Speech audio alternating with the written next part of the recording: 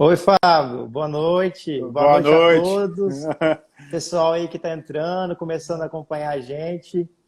Seja bem-vindo, viu? Obrigado, Fábio. Obrigado pelo convite. Eu tenho acompanhado o trabalho que você tem feito nos últimos dias, com uma série de lives aí. Muito bacana. Parabéns pela iniciativa. E eu fico honrado aqui pelo convite, né? Para a gente falar sobre café, nesse momento que a gente, como você falou, estamos iniciando a colheita do café aqui em Rondônia. E para falar um pouco sobre qualidade, sobre colheita, pós-colheita, por fim. Legal, legal. A ideia aqui, Jantes, o objetivo dessas lives durante esse período de pandemia, Jantes, é a gente poder compartilhar sobre assuntos relacionados à agricultura, de forma geral, e pecuária, né? Sabendo que o nosso estado de Rondônia é uma potência na agropecuária, de forma geral. E dentro desses campos de atuação e dentro desses campos de produção aqui em Rondônia, o café é bem expressivo, né? Então, Janderson, sinta-se à vontade, viu? Seja muito bem-vindo, é uma honra tê-lo aqui. Eu gostaria que você fizesse uma breve apresentação do Janderson. Quem é o Janderson? Muito bem, então. Fábio, obrigado mais uma vez. Boa noite a todos que estão entrando aqui, acompanhando a gente. Sou Janderson Delazen. Primeiramente, eu sou filho de agricultores familiares. Sou Legal. natural de Rolim de Moura, É, Rondônia. Morava aí na linha 204. E quando era criança, meus pais produziam café aí. Então, tem uma vivência disso, né? E aí, eu sou engenheiro agrônomo, formado pela Universidade do Estado do Mato Grosso. Tenho mestrado na área de agricultura no trópico úmido, que eu fiz em Manaus, no INPA. legal. E atualmente eu curso doutorado na área de biotecnologia pela Universidade Federal de Rondônia e estou trabalhando com a área de qualidade de café, do Coffee Canefra, que é o café robusto que a gente trabalha aqui. Eu sou servidor de carreira da Emater, aqui de Rondônia, já tem 10 anos. E no último ano já estou atuando na Secretaria de Estado da Agricultura, na SEAGRE, a convite aí do secretário Padovani. Estou contribuindo numa área que é de projetos estratégicos e trabalhando principalmente com café. E aí eu me especializei nesses últimos anos, Fábio, principalmente na área de qualidade. A gente pegou uma missão de iniciar o concurso de qualidade do café de Rondônia, que é o Concafé. Então, já estamos entrando na 5ª edição, que a gente organiza. E, por conta disso, fui estudar um pouco mais sobre qualidade. Fiz um curso há 2 anos, que é um curso de Kill Robusta Grader, que, para quem não sabe, é um curso que deixa a gente especialista em degustar cafés, especialmente o Show. Robusta. Legal. Esse é um curso que tem validade, vamos falar, mundial, né? Certificado pelo CQI, que é um Instituto de Qualidade do Café dos Estados Unidos, que tem uma acreditação mundial. Então, esse curso ele garante que o provador dê uma nota para um café e que essa nota seja válida no mundo todo. Então, eu tive a honra de participar de um curso desse e hoje eu sou o único aqui em Rondônia que faça esse trabalho, que tem esse credenciamento. E estamos aí para Legal. poder conversar. Legal, legal, legal. É difícil, não, conseguir fazer essa separação da degustação, não? Fábio, foi assim, sem sombra de dúvida, uma das coisas mais difíceis que eu já fiz na vida, em termos de experiência profissional. Porque Certo. realmente é muito difícil, muita técnica, muita habilidade, muita concentração. Mas não é impossível, né, para ninguém. Então, assim, tem poucos cursos desses no Brasil, tive a oportunidade de fazê-lo. E, assim, se alguém tiver interesse em trabalhar nessa linha, eu recomendo estudar bastante. E, por fim, estou aqui à disposição também para ajudar. Legal, legal. Gostei do fundo aí, gostei dessa ali, tudo relacionado ao café, show de É bola. o cantinho do café aqui de casa, né? Legal, legal. Ô, Janderson, então assim, partindo mais especificamente para o nosso bate-papo, né, depois de você ter se apresentado, contextualiza um pouco como é que está a situação da cafeicultura no estado de Rondônia aí pra gente. Maravilha. Bom, o café, Fábio, é o principal componente da agricultura familiar do estado de Rondônia, dos produtos agrícolas. Então, ele está presente aí em aproximadamente de 20 a 22 mil famílias de cafeicultores, como base da economia desses produtores. Ele já está no estado desde o período da colonização, né? Veio principalmente aí com os imigrantes do Espírito Santo, do Paraná, de São Paulo, né? E Legal. aí, nos últimos anos, esse café ele passou por uma revolução na forma como ele é produzido. Pra você ter base, em 2001, nós tínhamos no estado 245 mil hectares de café plantado, com uma produtividade média de 7,8 sacas por hectare. Nossa! 19 anos depois, agora em 2020, nós estamos com um parque cafeeiro que reduziu muito de aproximadamente 65 mil hectares de café, ou seja, de 245 para 65 mil, certo? E a produtividade saltou para aproximadamente 37 sacas por hectare, que é uma produtividade ainda que está em ascensão, ela pode aumentar muito nos próximos anos. Só que essa comparação é que de 2001 para 2020, a nossa produção, ela, em vez de, mesmo diminuindo o ar, ela aumentou. Nós saímos de 1.900.000 sacas. Sim, então, que nós estamos, mesmo tendo diminuído a área implantada de café no estado, certo, porque houve uma substituição de lavouras, teve um período de crise no café também nesse meio caminho. Mesmo assim, a nossa produtividade aumentou e nós produzimos mais hoje do que produzimos na época que nós tínhamos aí quase 300% a mais de lavoura implantada. Isso graças ao quê? Principalmente ao melhoramento genético, com o desenvolvimento dos materiais clonais, do café clonal, e as tecnologias de irrigação, adubação, por fim, que vieram a somar e fazer com que o nosso café melhorasse tanto. Estamos com um crescimento disso. Então, hoje nós estamos entre os 5 maiores produtores de café do Brasil, certo? O terceiro maior produtor da espécie Coffea canephora, que é o nosso Robusta Conilon. Nós estamos aí atrás do Espírito Santo e da Bahia. Rondônia está aí na disputa com a Bahia entre o segundo e terceiro lugar. Legal. Depois dessa contextualização, eu queria te fazer uma pergunta. Como é que surgiu essa ideia do Robustas Amazônicos? Por que ele é chamado de Robustas Amazônicos? Perfeito. Alguém está comentando aqui, o Gabriel, Fábio, só para a gente... e aí eu comento sobre o Robusta, que ele produz 90 sacas por hectare. E isso é uma produtividade que é normal se termos em Rondônia. A gente tem lavouras aí que produzem 100, 120, até 180 sacas por hectare aqui no estado. Sim. Então, assim, só que a média do estado ainda está na casa dos 35, 37. Por quê? Porque grande parte do parque cafeeiro ainda está em renovação. Muitas lavouras ainda são seminais, que produzem ainda uma média de 10, 11 sacas por hectare. Mas isso em breve vai aumentar, tá? Mas voltando para a pergunta, por que robustas amazônicos, né? Então, isso primeiro, o robusta, por quê? Porque como é Coffea canephora, espécie, nós temos duas espécies principais, Coffea arábica e Coffea canephora. O canephora, nós temos duas variedades principais, o robusta e o conilon.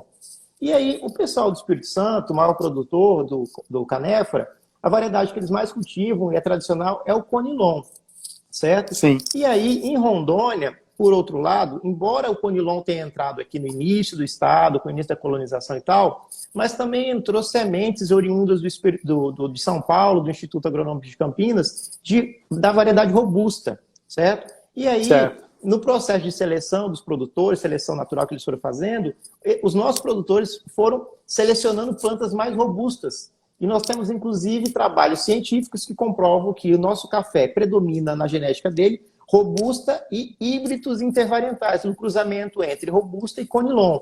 Por conta disso, nós preferimos chamar o nosso café de robusta, até porque mundialmente se conhece a espécie Coffea canephora como robusta e porque ela também tem algumas vantagens em relação à qualidade de bebida em cima do café conilon, que nós já vimos isso em alguns trabalhos também.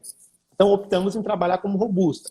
E a situação do Amazônico, porque estamos realmente no estado da Amazônia, e somos o estado que mais produz café, é uma questão mais de identidade, de marketing, né? E agora estamos trabalhando, inclusive, a identificação geográfica dos cafés de Rondônia, e o nome que conseguimos para registrar é o produto identificado como Robusto Amazônico. Então, por conta disso, estamos chamando dessa forma. Legal, legal. E a Amazônia, quando você insere esse nome, você vende para o mundo, né, Janderson? Janderson, pensando na colheita, né? Nós estamos agora, né? Começou aí, tem quantos dias que começaram as colheitas por aí, Janderson? Fábio, assim, nós temos as variedades que são mais precoces, as intermediárias e as mais tardias, né? Os clones que são dessa forma. E nós começamos oficialmente em Rondônia, nós temos uma lei estadual de 2015 que estabelece o dia 10 de abril como marco de início da colheita do café no estado. Mas é um marco referencial. Então, iniciamos oficialmente dia 10 de abril, há 20 dias atrás, 20 dias atrás mais ou menos. Mas alguns produtores já estão colhendo desde o final de março, que é realmente quando o café, algumas variedades mais precoces, como, citando algumas, né? E aí quem tem produtor que está nos acompanhando certamente, alguns técnicos que conhecem, né? Nós temos aí variedades como o P50, que é o mesmo que 66, 06, entre outros, que são variedades mais precoces que já começaram a maturação.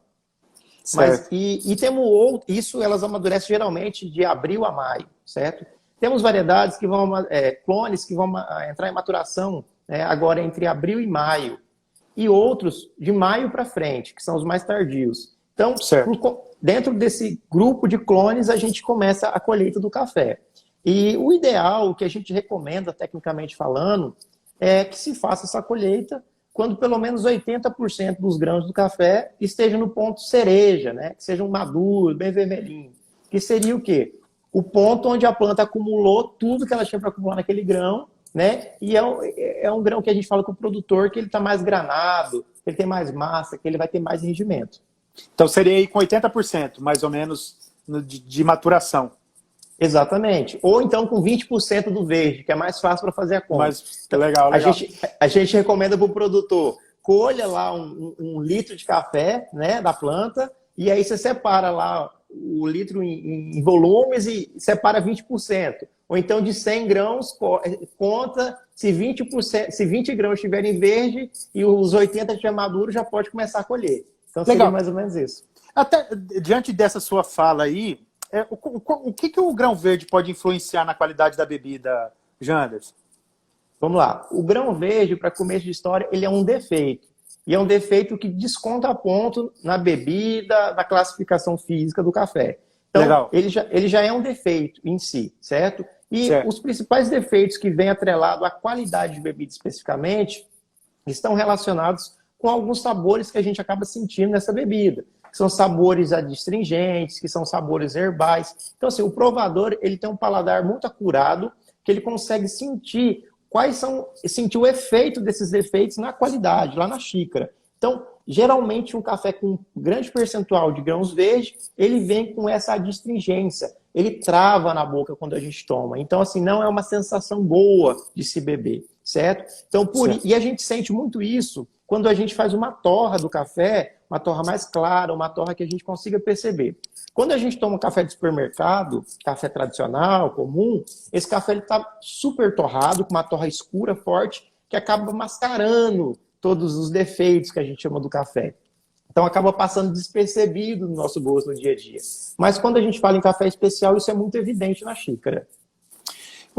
Você comentou anteriormente ali com relação, além desse estágio da maturação dos 80% dos grãos, quais são os outros cuidados que a gente deve ter num processo de colheita, Janderson?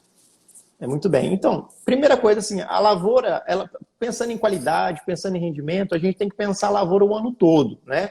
Todos os tratos culturais, desde a escolha de um clone, a disposição dele na lavoura, a parte de adubação, de correção, irrigação, por fim, manejo de pragas e doenças, até chegar no ponto ideal, que é o ponto da colheita.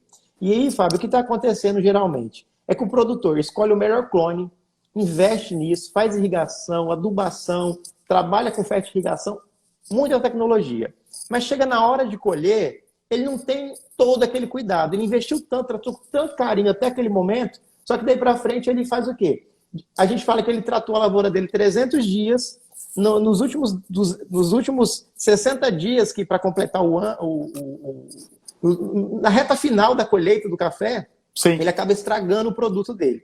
Pensando que o café é um fruto, e fruto a gente colhe maduro para comer, para ele estar no ponto ideal, certo? E pensando que ele é alimento, acima de tudo. Café é um alimento, e em termos de bebida, é a bebida mais consumida no mundo depois da água. Então ele tem o seu grande valor, certo? E aí o que acontece? Quais são esses cuidados, como você perguntou? Colheita madura. Outra questão, depois da colheita, o ideal é que imediatamente, no mesmo dia, a gente inicie o processo de secagem do café. Por quê? O café, quando ele fica algum tempo armazenado ou empilhado no saco, geralmente na lavoura, ele começa o processo de fermentação. E essa fermentação, se ela não for controlada, ela pode ser uma fermentação negativa, que vai causar prejuízos aí na lavoura. Prejuízos nos grãos de café. Prejuízos como grãos ardidos, sabores desagradáveis para a bebida. Então vai diminuir o rendimento e diminuir a qualidade também. Então esse é um ponto. Outra situação, que seria uma prática que a gente poderia recomendar, que se me perguntasse qual prática você recomendaria hoje para melhorar aí um pouco a qualidade do café. seria lavar o café. Depois de colher, fazer a lavagem do café. E aí a gente que estuda na faculdade, na escola agrícola, qualquer lugar, é uma técnica básica. Tirar o grão-boia, né? Uma coisa Sim. muito básica, a gente ouve falar muito, que muitas Sim. vezes as pessoas não fazem ainda, certo? Que seria, hoje tem equipamentos, lavadoras que conseguem fazer isso, mas uma técnica muito simples para a agricultura familiar, por exemplo, seria um recipiente com água, tipo uma caixa d'água, ou um tanque, ou um galão, a gente pode improvisar. A gente coloca, por exemplo, um sombrite no fundo, enche com água e joga o café. Esse sombrite no fundo para depois ajudar a gente a puxar isso e tirar o café lá de dentro. Sim. Os grãos que boiarem, a gente retira e coloca para secar separado. Porque esses grãos que boiam, eles são grãos que estão xoxo, brocado, mal granado, seco, ou seja, já são grãos defeituosos. Os que vão para o fundo são os grãos bem granados, que são os maduros, os verdes e os verdoengos. Então a gente não separa verde na lavagem, mas separa todos os outros defeitos. Então já ajuda muito, é uma técnica aí de pós-colheita muito eficiente e barata. Depois de secar dessa lavagem, a secagem, que daí é uma outra situação que a gente tem que ter todo um cuidado para ela. E como eu falei, iniciar de preferência no mesmo dia após a colheita. Legal. Com relação a gente sabe hoje que são cultivados vários clones, né, Janderson? Esses clones devem ser colhidos separados? O ideal, Fábio, tudo depende de qual finalidade que eu quero para o meu café também. Nós temos Sim. aí o café que hoje, a maior parte do nosso café é comercializado como commodity, certo? Que são os grãos que vão para a indústria, principalmente do café solúvel, certo? Que em geral não se faz a separação disso, certo? E nós temos o café especial, que é um café que nós estamos iniciando um trabalho com ele, seria um café de nicho. Então, assim, mas de qualquer forma, o ideal para o cafeicultor é plantar em linhas, em clones separados e fazer a colheita também desse café por clone. Por quê? Primeiro ponto é porque o clone amadurece em períodos diferentes. Tem clone que amadurece em abril, tem clone que amadurece em julho, por exemplo. Então, se eu colho junto, ele vai estar um verde e um maduro, certo? Outra situação. A granulometria dos grãos, a peneira, é diferente de um clone para o outro. Então, o ideal é que eu colhe separado para evitar, por exemplo, na hora de secar, de torrar, que eu tenha diferença aí por conta, influência do tamanho dos grãos. Tá entendendo? Então, o ideal, outro ponto. E um terceiro ponto está relacionado à qualidade. Nós estamos fazendo testes, já temos resultados aí concretos, científicos, que existe diferença na bebida dos diversos clones cultivados aqui no estado. Dos 5 principais clones que a gente cultiva, 66, 03, 05, 08, 25, nós já sabemos que a bebida de cada um deles tem um perfil sensorial organolépico diferente. Então, se eu quero bebida, se eu misturo tudo isso, eu não tenho um padrão, certo? Eu não consigo o mesmo padrão. Mas se a gente colhe separado, e se eu quero, por exemplo, um clone com mais doçura, eu tenho um determinado clone. Se eu quero um clone com uma bebida mais flat, que a gente chama, que seria uma bebida um pouco mais neutra, vamos falar assim, a gente Sim. tem um outro perfil. Você está entendendo? Então, para quem está pensando em qualidade, o ideal também é colher separado por conta disso. Deixa eu já aproveitar e fazer uma pergunta aqui, apesar que eu acho que você vai comentar mais adiante. A Fabiana Locks, acho que é assim que se pronuncia, qual a diferença entre a torra clara e a torra escura do café? Certo. Então, Fabiana, obrigado pela pergunta. A torra, na verdade, clara e escura, está relacionada exatamente com o perfil da torra, né? Então, torra mais clara, o visual dela é de ser mais clara mesmo. Isso é medido numa escala de cores em Agton. E a torra clara, geralmente, ela evidencia mais as propriedades sensoriais do café. Então, numa torra clara, a gente consegue sentir mais a acidez do café, a gente consegue sentir alguns atributos que quando eu torro um pouco mais esse café, quando ele fica mais escuro, mais passado, a gente acaba mascarando tudo isso. Inclusive, uma torra mais escura pode deixar um café mais amargo, perder um pouco das características que ele tem. Então, assim, a torra do café em si é uma ciência complexa, certo? Mas, resumindo, seria isso. Na torra mais média ou clara, a gente consegue evidenciar as propriedades, os sabores do café. Se eu torro muito, a gente acaba mascarando isso. Da mesma forma, se eu deixo ele subtorrado, se essa torra for muito clara também, eu não vou ter um café com todo o potencial dele. Então, mesmo eu tendo um ótimo café, eu preciso ter um especialista para fazer uma boa torra para isso ter um equilíbrio. Legal. Tu comentou um pouco anteriormente com relação a esses clones, né, Janderson? Que dicas que você daria para planejar, por exemplo, numa propriedade, o cultivo de clones em função do seu período de desenvolvimento? Se ele é precoce, se ele é tardio, se ele é intermediário. O que você recomendaria para esse manejo?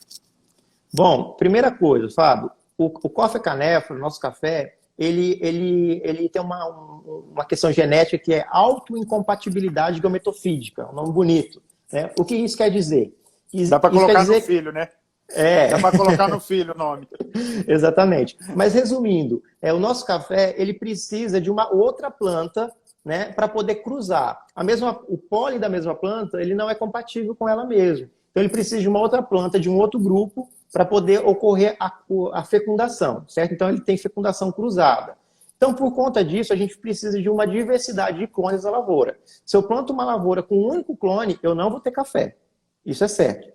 Então, quanto maior a diversidade, maior vai ser aí a chance de eu ter uma lavoura mais produtiva.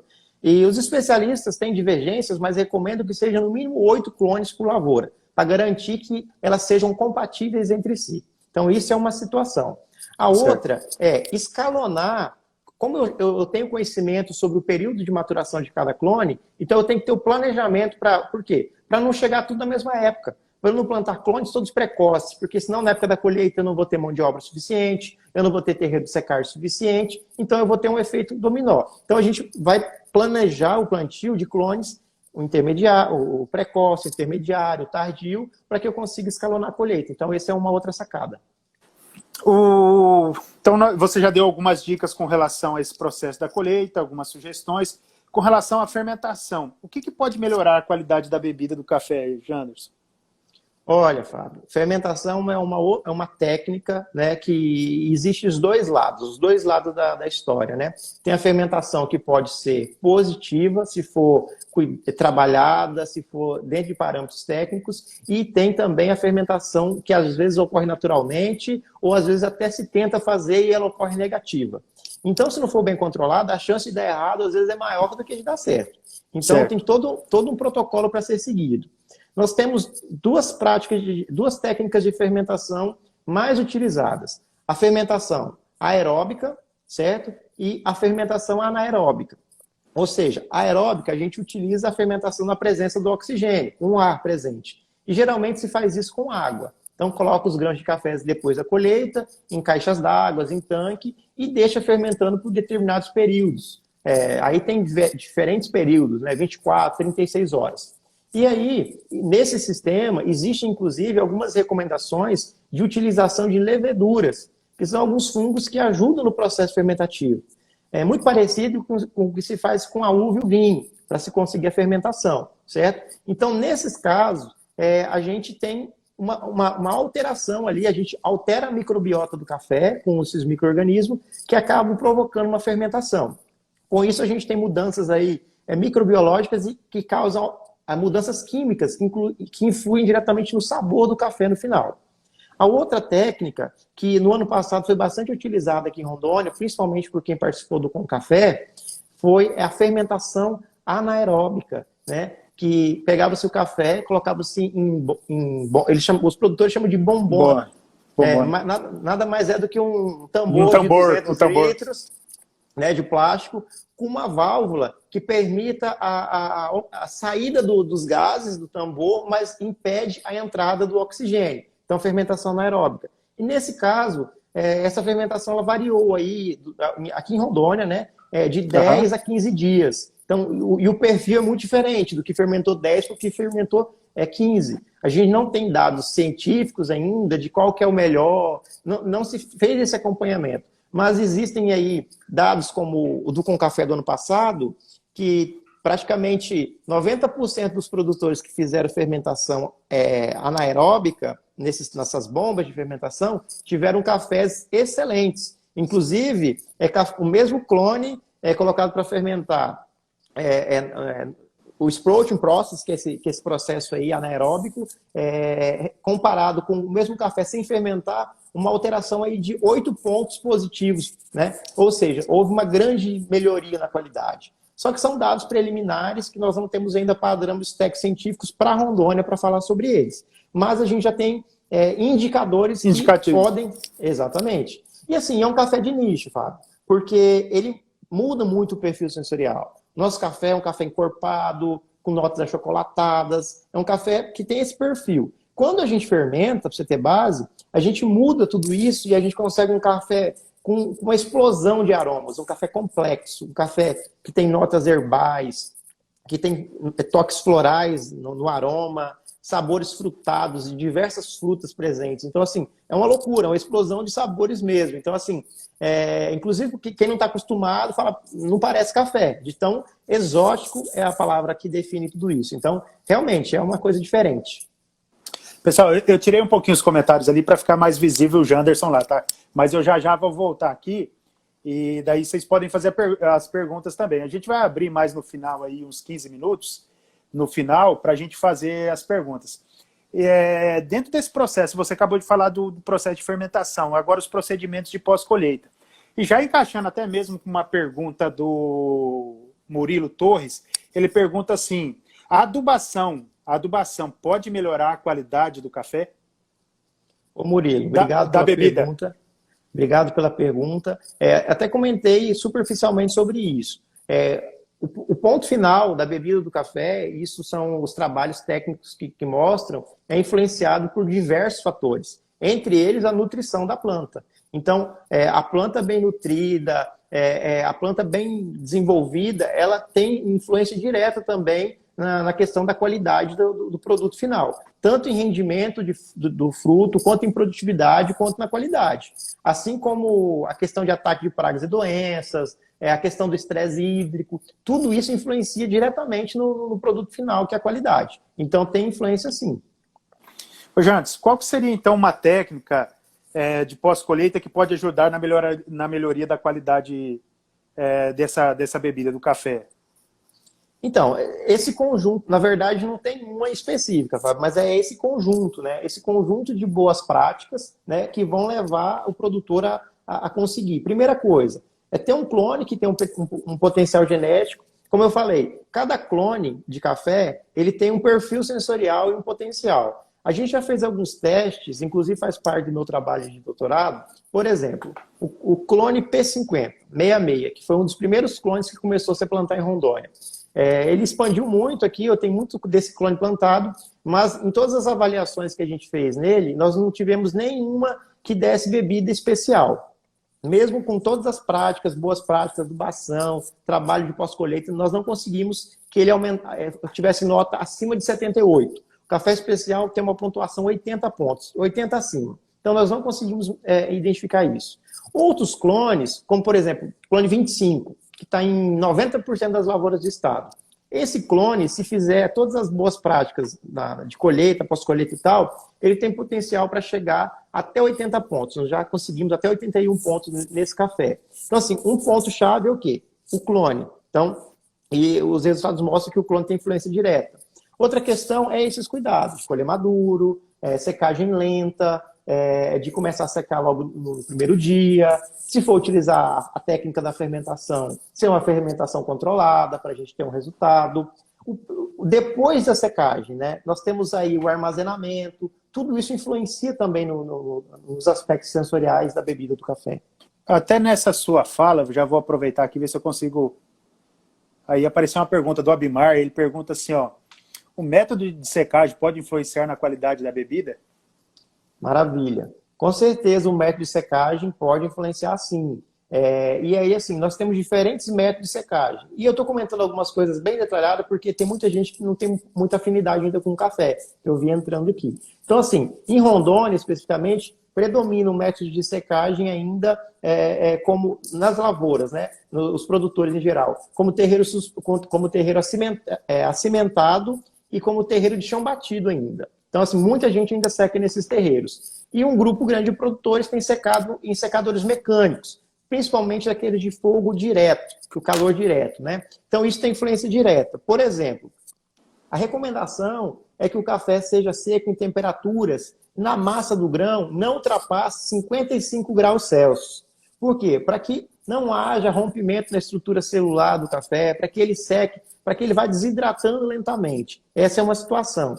Quando a gente coloca, por exemplo, o café recém-colhido num secador de fogo direto e coloca fogo, eleva a temperatura a 300 graus, quando o recomendado é, no máximo, 55, nós vamos fazer o quê? Queimar esse café, torrar esse café imediatamente. Então, há uma série de reações químicas que acontecem, físico-químicas, rompimento de parede celular, e aí tem alguns testes simples que a gente observa que podem ser feitos, como de lixiviação do potássio, que a gente consegue influenciar isso na qualidade do café.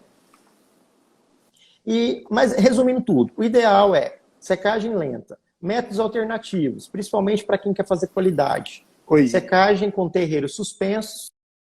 Fábio. Alô, ouvindo? Oi, deu uma travada, Janderson, só um pouquinho. Tô te ouvindo. Beleza.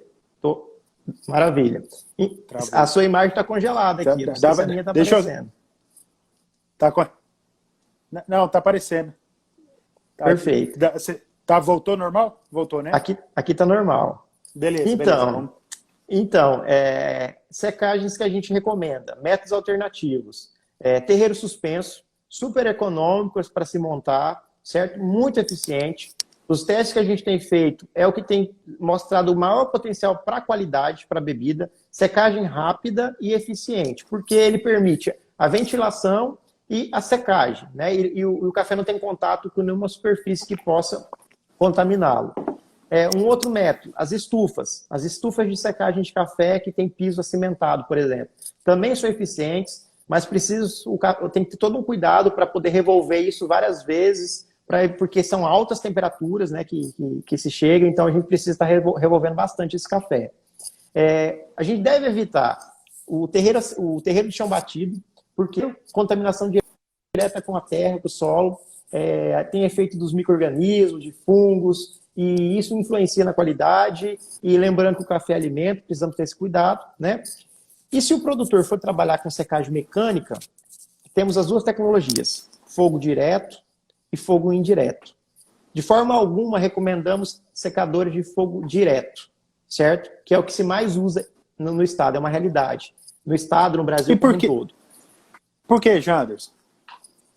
Porque, como eu estava falando, nesses secadores, e a gente tem que entender também, Fábio, porque às vezes vamos até falar aqui, porque assim, às vezes o produtor começa a colher, o volume de café é muito grande, nós temos pouca infraestrutura de secagem no estado ainda, de secadores, então o que se faz? As pessoas têm que acelerar a secagem. Então, uma secagem que normal seria de, às vezes, 4, 5 dias, num terreiro, num secador de fogo indireto, eles secam em 8 horas. Então, aumenta a temperatura do secador para 300 graus ou mais, para secar isso muito rápido. E nisso a gente tem, é o que eu estava falando, uma série de reações que acontecem que a gente tem prejuízo. E uma delas, que é uma coisa muito simples, é o quê? Esse secador tem o contato direto com a chama do fogo. Então, o que acontece? Com a fumaça. Então, a fumaça entra, impregna nesses grãos e a gente tem uma série de consequências depois para a bebida.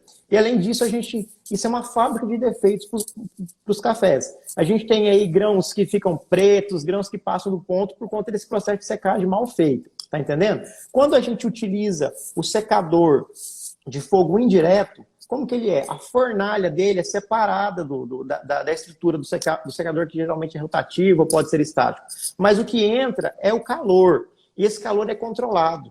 Então a gente faz uma secagem mais lenta, né? Com mais calma, o café vai desidratando lentamente. Então a fisiologia dele vai...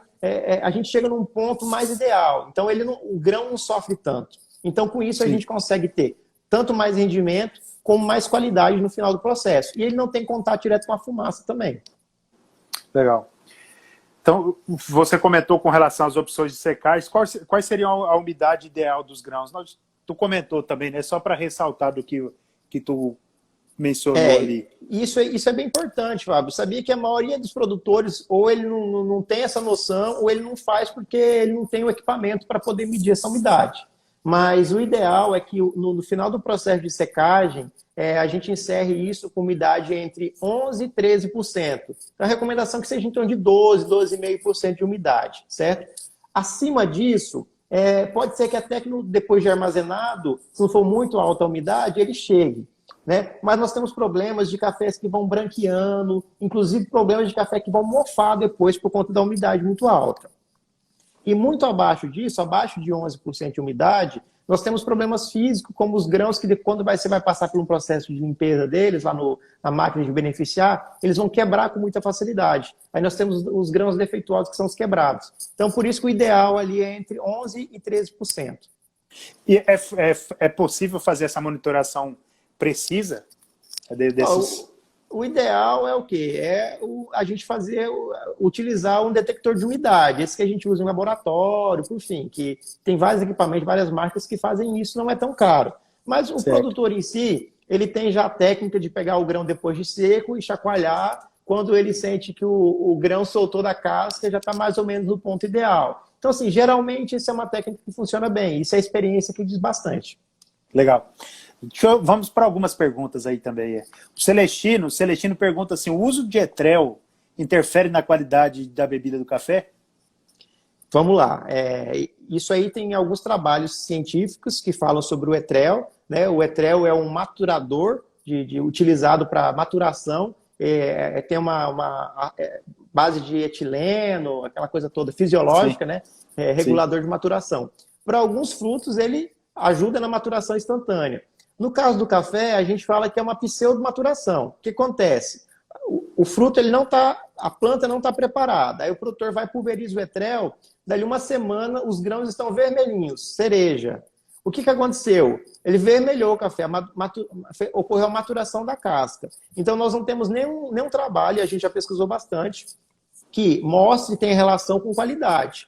Não há relação com qualidade. Então, em geral, o que acontece? Se o café estiver verde e eu trabalhar com etrel, vai ocorrer essa pseudo-maturação. Eu não vou ter uma maturação plena, um acúmulo de sólidos solúveis, do que eu preciso para ter um grão para qualidade. Então, assim, nós não recomendamos tecnicamente, né, a utilização de etrel para a maturação dos cafés. Por conta disso que eu estou falando. Ele faz essa pseudo-maturação. Ele não... Tanto para rendimento quanto para qualidade, nós não temos dados concretos que comprovem isso. Muito pelo contrário.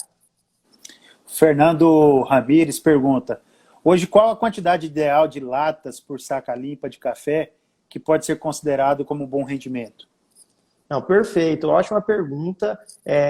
E falando em rendimento, como é a proposta aqui do nosso bate-papo, Fábio, vejamos, o ponto de colheita ele tem interferência direta em relação a rendimento do café, entre outras coisas. E aí nós temos várias situações. Então, o ideal é o quê? O que seria o ideal? O ideal seria quanto menos café eu precisar colher para dar uma saca, melhor. Esse é o ideal, certo? Como é que é a média do estado? Então, uma média ótima seria uma média de 16 a 17 latões de café colhido, né, lá no ponto, vou chamar de verde, né, que é o café que derriçou. Então, de 16 a 17 seria um número bom. Tem produtor que consegue, dependendo do clone, dependendo da nutrição da planta, consegue aí 14,8, 15 latões, faz uma saca de café de 60 quilos pilada, certo? Um latão, pessoal, tem 20 litros de café. Então, porque tem outros estados que trabalham com medidas diferentes. Então, o ideal seria o quê? Que para uma saca o produtor conseguisse fazer com 16 a 17 latões de café. Acontece que na prática esse número às vezes é muito maior, passando de 20, 21, 22, 25, 28 latões para fazer uma saca de café. Isso não é um número exorbitante, acontece. E aí tem até um exercício muito simples, Fábio, que é o seguinte, pensando que em Rondônia, uma lavoura de 1 hectare, ela consegue produzir tranquilamente 100 hectares, se bem manejada, se for clonal.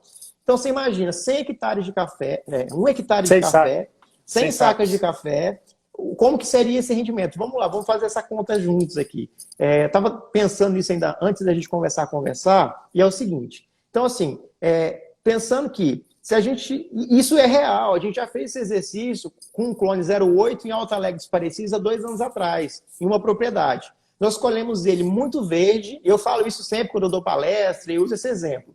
Quando a gente colheu ele muito verde, tipo 50 dias antes do ponto ideal, né? Que isso acontece muito. Às vezes o produtor apertou, precisou de dinheiro, ele vai lá e colhe, seca e vende, certo? Sim. E aí, a gente precisou de 21 latões para poder fazer uma saca de café.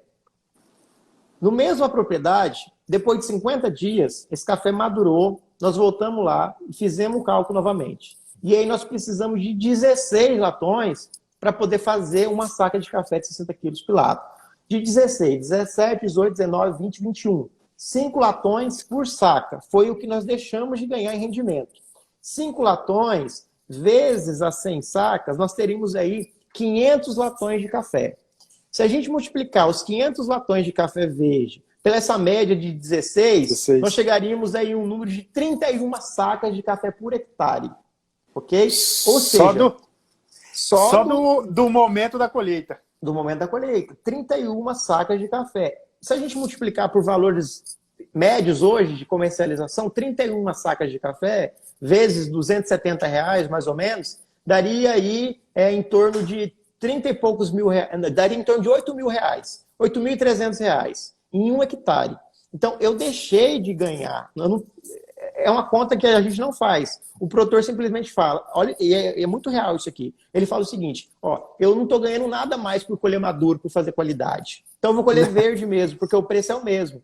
Em geral, infelizmente, tem sido o mesmo ainda. Mas ele não faz a conta do rendimento. E a gente está falando em rendimento só de colher verde. E o porquê que esse café verde rende menos? É óbvio, porque o café que ele não está bem granado, ele tem muita água ainda, quando você seca, ele murcha, ele não rende, certo? Então isso é um número que você mostra para o produtor e fala para ele, fala R$8.000 é dinheiro para você, para um pequeno produtor? Ele, é a minha renda, é o que eu ia gastar para poder plantar, para colher, para fazer tudo.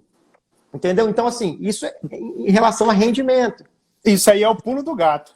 Exatamente. E se eu ainda conseguir agregar um valor nisso, depois de eu fazendo uma qualidade, que é o que a gente tem lutado para conseguir, a gente pode melhorar ainda mais, agregar mais valor a esse café. E isso, Fábio, a gente tem ainda contas que a gente faz nesse processo de secagem.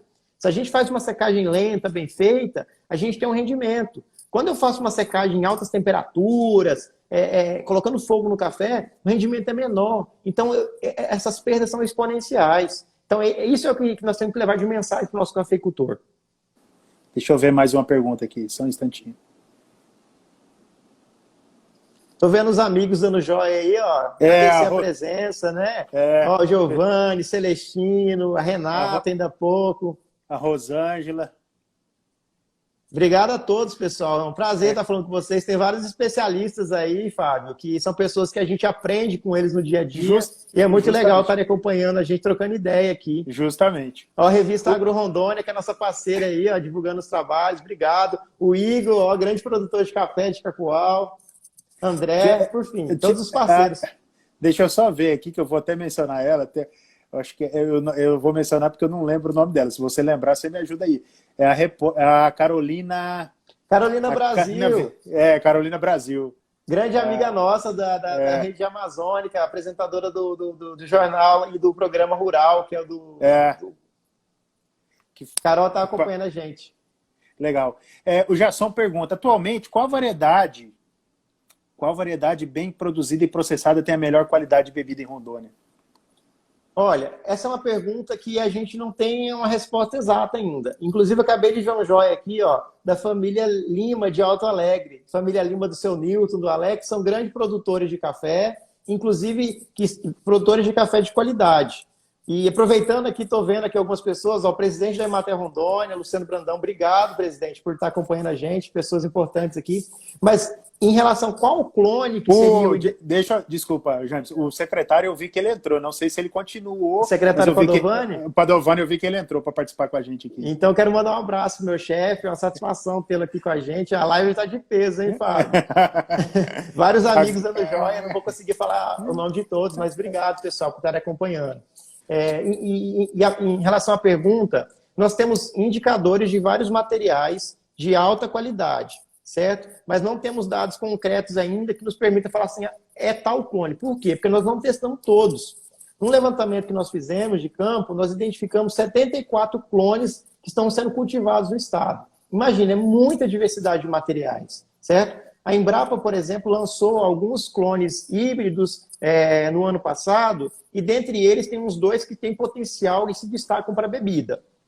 Mas desses que já estão em campo, que os produtores estão cultivando, nós temos alguns indicadores. Né? Por exemplo, nós temos um clone, por exemplo, o 010, que é um clone desenvolvido pelo produtor Laerte Brau, lá de Alto Alegre Parecis. Esse clone é um clone que a gente tem visto ele se destacar em concurso de qualidade. Né? Ele é um clone que tem dado uma ótima produção e um ótimo potencial para a bebida.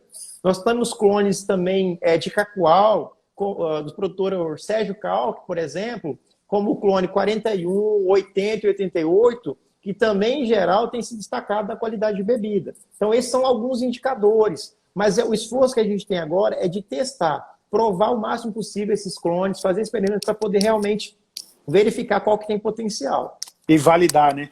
Exatamente. Mas tem uma coisa que é importante. Geralmente, os clones mais tardios são aqueles que tendem a ter mais potencial para a bebida. Então, assim, os trabalhos acadêmicos eles já mostram isso. Então, quanto mais tempo ele demora para chegar no ponto de maturação, geralmente eles têm mais potencial.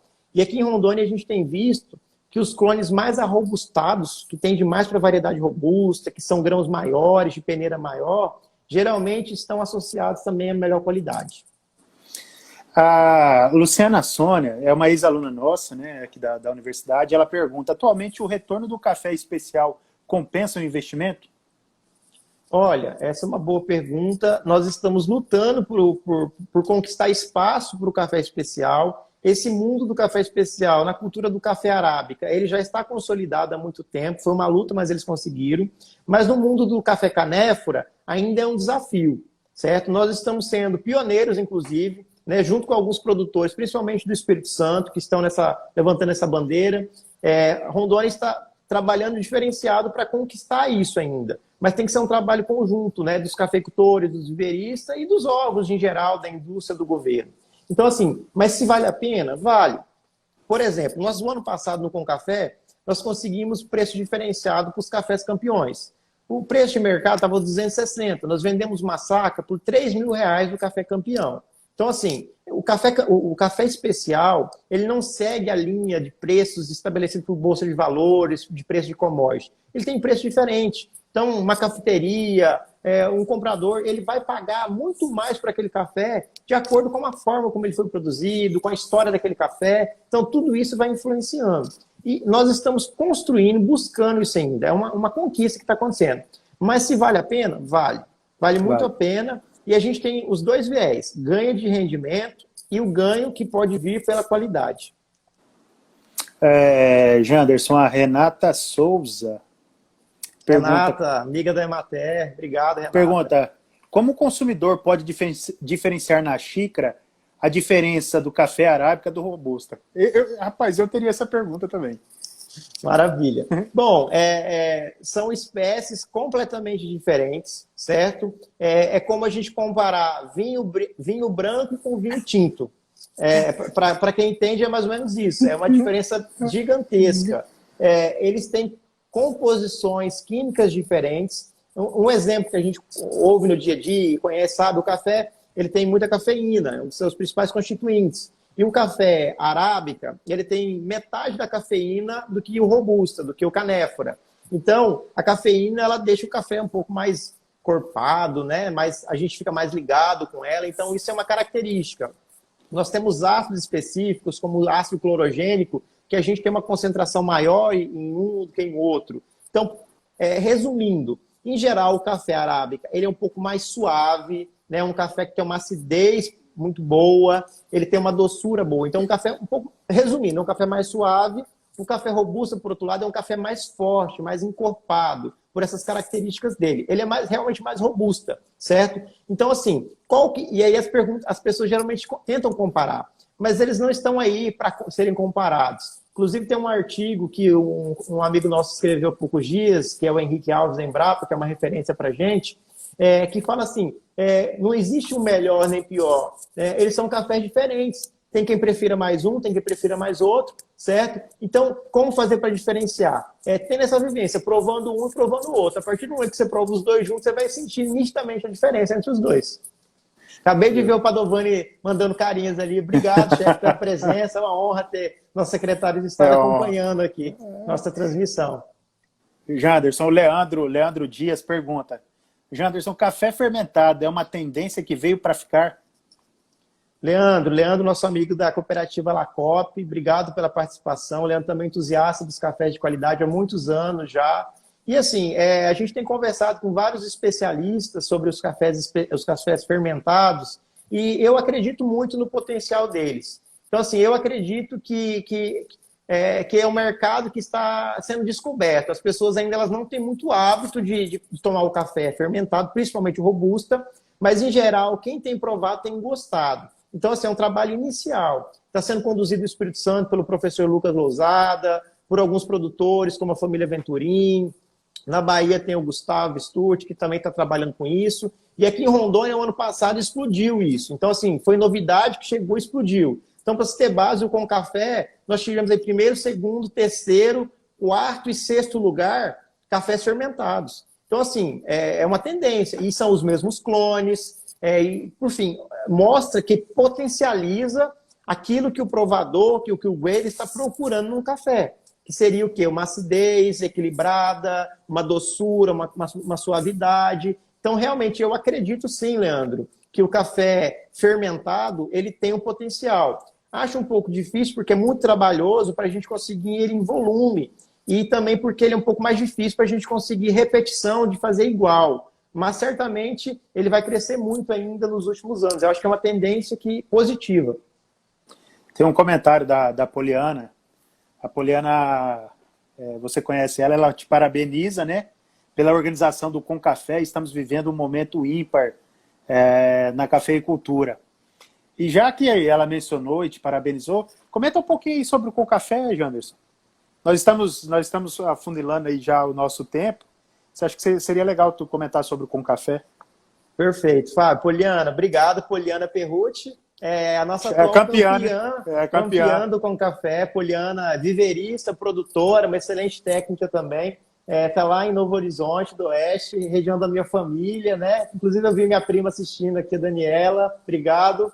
E assim, o Com Café, gente, ele está na sua 5ª edição. Inclusive, coincidentemente, não foi combinado, mas as inscrições elas iniciaram hoje no estado. Então, 27 de abril e vão até no dia 7 de agosto.